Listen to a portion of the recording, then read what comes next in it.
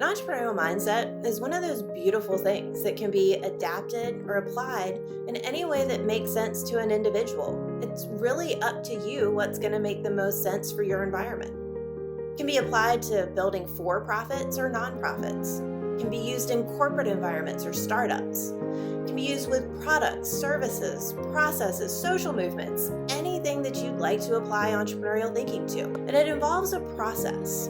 Right? First, you have to identify opportunities. And second, you truly have to understand what your users and your customers need. Then third, you innovate to create solutions. Next, you establish business models that make sense for that opportunity. And then finally, you create, build, and grow an organization around the opportunity that you've identified. It sounds simple, but it's the application of the process that really separates some entrepreneurial thinkers from others.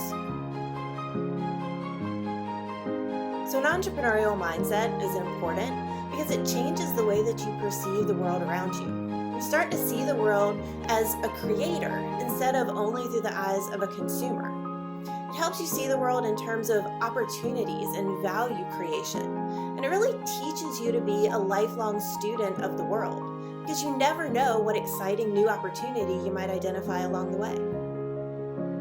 Well, so there's so many things to consider with entrepreneurial thinking, but here are just a few to get you started. One is focus on your self-awareness in relation to entrepreneurial thinking.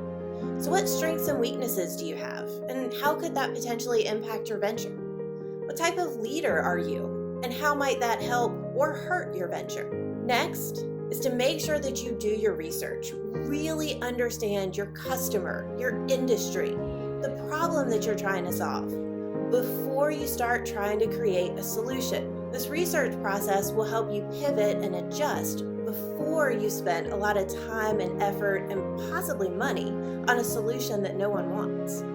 Next, consider what type of team you may need to build.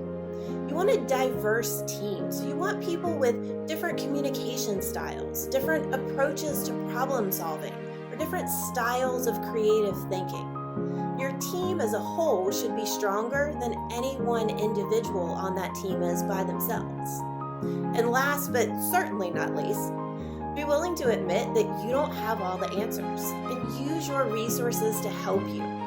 In addition to all of the resources that NC State Entrepreneurship offers, you should create your own resources as well. Things like creating a strong peer network and having a plan to maintain strong mental, physical, and spiritual health along your entrepreneurial journey.